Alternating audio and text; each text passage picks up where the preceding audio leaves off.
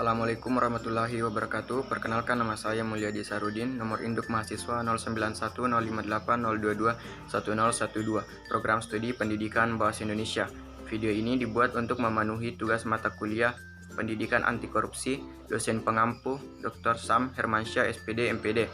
Nah, kali ini saya akan menjelaskan tentang dampak masif korupsi. Saya akan menyebutkan poin-poin dampak masif korupsi. A. Dampak ekonomi korupsi memiliki berbagai efek. 1.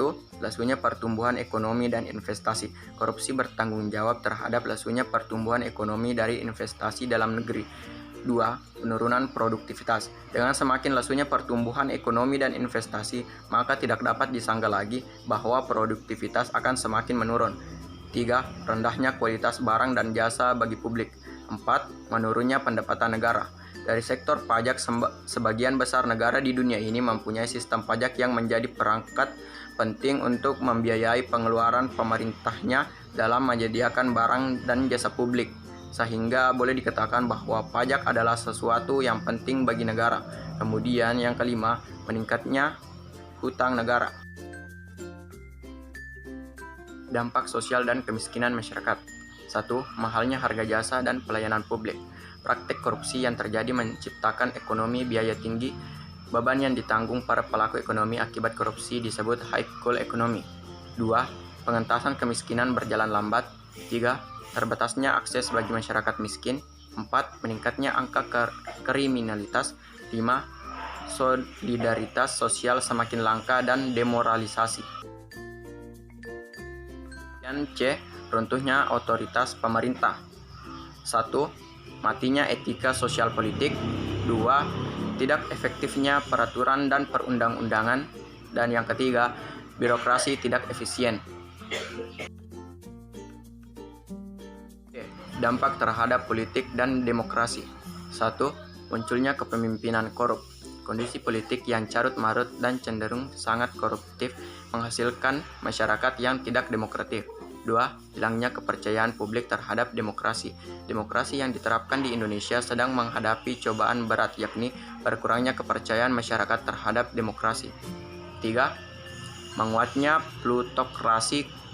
Korupsi yang sudah menyandera pemerintahan pada akhirnya akan menghasilkan konsekuensi menguatnya plutokrasi atau sistem politik yang dikuasai oleh pemilik modal atau kapitalis. 4. Hancurnya kedaulatan rakyat. Nah, untuk poin E, dampak terhadap penegakan hukum. 1. Fungsi pemerintahan mandul. Korupsi telah mengikis banyak kemampuan pemerintahan untuk melakukan fungsi yang seharusnya. Bentuk hubungan yang bersifat transaksional yang lazim dilakukan oleh berbagai lembaga pemerintahan, begitu juga Dewan Perwakilan Rakyat yang tergambar dengan hubungan partai politik dengan voternya, menghasilkan kondisi yang sangat rentan terhadap terjadinya praktek korupsi. Kemudian 2. Hilangnya kepercayaan rakyat terhadap lembaga negara. Korupsi yang terjadi pada lembaga-lembaga negara seperti yang terjadi di Indonesia dan marak diberitakan di berbagai media massa mengakibatkan kepercayaan masyarakat terhadap lembaga tersebut hilang.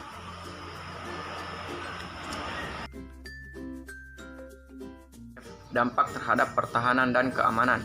1. Kerawanan Hamkamnas karena lemahnya alutsista dan SDM. Saat ini kita sering sekali mendapatkan berita dari berbagai media tentang bagaimana negara lain begitu mudah menerobos batas wilayah negara Indonesia, baik dari darat, laut, maupun udara. Hal ini mengindikasikan bahwa sistem pertahanan dan keamanan Indonesia masih sangat lemah. Tentunya hal ini sangat berhubungan dengan sifat alat dan SDM yang ada. 2. Lemahnya garis batas negara. Indonesia dalam posisinya berbatasan dengan banyak negara seperti Malaysia, Singapura, China, Filipina, Papua Nugini, Timor Leste, dan Australia. Perbatasan ini ada yang berbentuk perairan maupun daratan. Daerah-daerah perbatasan ini rata-rata terisolir dan mempunyai fasilitas yang sangat terbatas. 3. Menguatnya sisi kekerasan dalam masyarakat. Kemudian untuk poin G, dampak kerusakan lingkungan. 1. menurunnya kualitas lingkungan, dan yang kedua, menurunnya kualitas hidup. Baik, itulah tadi rangkuman dan poin-poin materi dari dampak masif korupsi. Lebih dan kurangnya mohon dimaafkan. Assalamualaikum warahmatullahi wabarakatuh.